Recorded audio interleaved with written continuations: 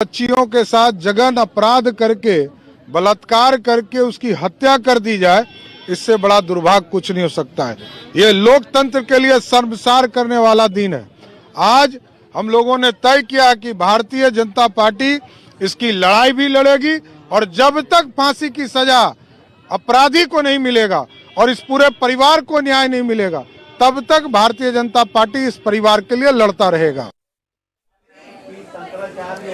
चलिए, इस खबर पर नजर बनी रहेगी। आगे बढ़ते हैं, रुख अयोध्या का करते हैं, क्योंकि अयोध्या में भव्य श्री राम का जो मंदिर है वो निर्माण प्रक्रिया बहुत तेजी से आगे बढ़ रही है। इसी बीच तमाम जो अपडेट्स हैं, जानकारी आप सभी दर्शकों को पहुंचा दें, क्योंकि सियासत भी भरपूर देखने को मिल रही है। सोनिया गांधी नेता कांग्रेस, देखिए न्योता ठुकरा दिया है, इसी पर सवाल भी उठ रहे हैं और साथ ही कांग्रेस पार्टी के अध्यक्ष मल्लिकार्जुन खड़गे भी नहीं जाने वाले हैं, इन्होंने भी न्योता को ठुकरा दिया है। अधीर रंजन चौधरी कांग्रेस के सांसद, ये भी नहीं जाएंगे, यानी पूरी कांग्रेस पार्टी नहीं जाएगी और न्योता को अस्वीकार कर दिया गया है। इसी को लेकर भारतीय जनता पार्टी भी हमलावर है। कांग्रेस कह रही है कि बीजेपी ने अपना इवेंट बना दिया है, जबकि राम विरोधी है कांग्रेस, ये कहना है भारतीय जनता पार्टी का हमलावर है। उनके तमाम पार्टी प्रवक्ता वो मोर्चा संभाल रखे हैं, प्रेस कॉन्फ्रेंस भी हो रहा है। बीजेपी कह रही है कि बहिष्कार कांग्रेस की आदत है, पुरानी आदत है, धर्म मनुष्य का व्यक्तिगत विषय है, ये कहना है कांग्रेस का, आस्था अपना विषय है, चुनावी लाभ की कोशिश है, ये कांग्रेस आरोप लगा रही है। लेकिन भारतीय जनता पार्टी कह रही है कि कांग्रेस को कट्टरपंथी राजनीति पसंद है, इसलिए ये न्योता ठुकरा दिया गया, अस्वीकार कर दिया गया। तो इसको लेकर भारतीय जनता पार्टी और कांग्रेस आमने सामने है। लेकिन राम को पसंद नहीं करती कांग्रेस, ये कहना है गिरिराज सिंह का और तमाम जो बड़े केंद्रीय मंत्री हैं उनका ये आरोप है। और इसी के साथ स्मृति ईरानी ने भी पलटवार किया है, कांग्रेस पर जमकर निशाना साधा है। कहते हैं कि राम का निमंत्रण ठुकराना सनातन विरोध वाली सोच है। उसी को दर्शाया एक बार फिर से कांग्रेस पार्टी ने। मौका मिले तो कांग्रेस राम मंदिर की जगह बाबरी मस्जिद बना देगी, ये कहना है राकेश सिन्हा का। अयोध्या जाना ना जाना निजी विषय है, ये कहना है अखिलेश यादव का। उत्तर प्रदेश के पूर्व मुख्यमंत्री समाजवादी पार्टी के अध्यक्ष अधीर रंजन चौधरी भी निशाना साध रहे हैं, कह रहे हैं कि मोदी राम मंदिर से चुनाव पार करना चाहते हैं, इसलिए ये इवेंट बना दिया गया है। वहीं मंदिर जाना नहीं जाना आस्था का विषय है, ये कहना है इमरान प्रतापगढ़ी का। और तमाम जो सियासी प्रतिक्रियाएं आ रही हैं, आप सबको हम सुनवाते हैं, सुनिए सर। जब जब भगवान राम के अस्तित्व पर ही प्रश्न चिन्ह खड़े किए, तब तब कांग्रेस का बुरा हाल हुआ है। और कांग्रेस आज हालत क्या है, भगवान राम को काल्पनिक बताती हैं, राम सेतु को काल्पनिक बताती हैं, भगवान राम के रामलला की जन्मभूमि को जो केस इतने वर्षों तक चला, उसके लिए अपने वकील वहां तक कांग्रेस के समर्थकों ने खड़े कर दिए ताकि रामलला का वो केस ना जीत पाए, भव्य राम मंदिर ना बन पाए। कांग्रेस ने वो हर संभव प्रयास किया कि वापस बाबरी मस्जिद बन जाए।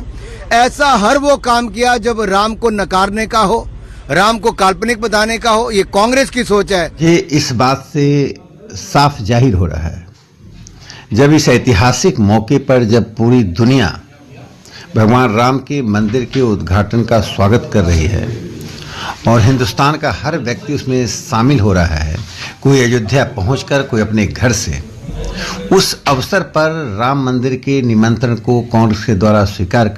एक कहावत होती है कि राम नाम कड़वा लगे और प्यारा लागे दाम, तो दुविधा में दोनों गए, न माया मिली न राम। मैं स्पष्ट कर देना चाहता हूं, इस प्राण प्रतिष्ठा का बहिष्कार करके कांग्रेस पार्टी और कांग्रेस की परंपरा, कांग्रेस गोत्र के जितने दल हैं, उन्होंने ये स्पष्ट कर दिया है कि वो राजनीतिक दृष्टि से निष्प्राण तो होते ही जा रहे थे, अब उनकी प्रतिष्ठा भी समाप्त हो गई। कि एक बार श्री राम जन्मभूमि ट्रस्ट ने जब इनवाइट किया था तो उन्हें सद्बुद्धि आई होती तो शायद वो अपने पूर्व कर्मों का परिष्कार करने के लिए आ जाते। चारों शंकराचार्य क्यों नहीं जा रहे? धर्माचार्य तो वही हैं। अगर मोदी जी धर्माचार्य हैं और योगी जी हैं तो बताएं, सबसे पहले स्पष्ट यह होना चाहिए कि धर्माचार्य है कौन। जब धर्माचार्य करान भी नहीं रहे हैं बल्कि बहिष्कार कर रहे हैं, तो ऐसे में तो कांग्रेस को जाने का कोई मतलब ही नहीं होता। कांग्रेस ने थोड़ी कहा है कि धार्मिक कृत्य नहीं है, ये तो साधु संत कह रहे हैं और चारों धाम के शंकराचार्य कह रहे हैं कि ये धार्मिक नहीं है, बीजेपी आरएसएस का है। तो जब वो कहें तो हम कौन होते हैं? राम मंदिर बन रहा है हमारे लोगों के चंदे से। हम लोगों ने सबने चंदा दिया है और हमारी ये घोर आपत्ति है कि अपमानित किया जा रहा है हमारे शंकराचार्य जी को, हमारे रामनंदी संप्रदाय को अपमानित किया जा रहा है। विश्व हिंदू परिषद ने कौन सा ठेका ले लिया धर्म का? उनका क्या अधिकार है इस राम मंदिर पर? ये हम लोगों का पैसा है, हम लोगों का चंदा है। अगर रामनंदी संप्रदाय को देना चाहते हम सब चाहते हैं दिया जाए, लेकिन उनका अधिकार नहीं है विश्व हिंदू परिषद का। वहां की पूजा भी निर्मोही अखाड़ा करता था, उसका अधिकार क्यों छीना गया? चौपाई है सकल पदार्थ हैं जगमाही, कर्महीन नर पावत नहीं। तो सभी अच्छे अच्छे अवसर संसार में उपलब्ध हैं, परंतु कुछ लोग जो अपने कर्म से हीन होते हैं उन्हें प्राप्त नहीं होता। इसलिए हर ऐतिहासिक अवसर पर भागीदार बनने से कांग्रेस वंचित रहती है और उसका विरोधी के रूप में खड़ी हो जाती है। देखिए, यह आयोजन श्री राम जन्मभूमि ट्रस्ट के द्वारा हो रहा है और भगवान के द्वार पर अपना पराया किसको नजर आता है? भगवान के द्वार पर इस दल और उस दल का कौन नजर आता है? परंतु हमने तो कभी नहीं कहा कि श्री राम जन्मभूमि के विरोध में आपके नेता वकील का चोला ओढ़कर खड़े होते थे। इसलिए इसका किसी संगठन विचार से कोई मतलब नहीं। यह भारतीय संस्कृति, भारतीय परंपरा के श्रेष्ठतम मूल्यों का प्रतीक है। कुछ राजनीतिक बयानबाजी आपने सुनी, लेकिन एक अलग तरह की राजनीति चल रही है और ये राजनीति चल रही है अखिलेश यादव और विश्व हिंदू परिषद के बीच में।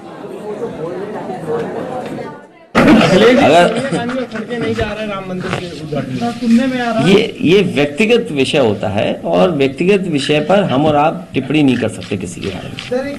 मैं बहुत सारे आरोपों का उत्तर इस समय नहीं देना चाहता। ट्रस्ट ने तय किया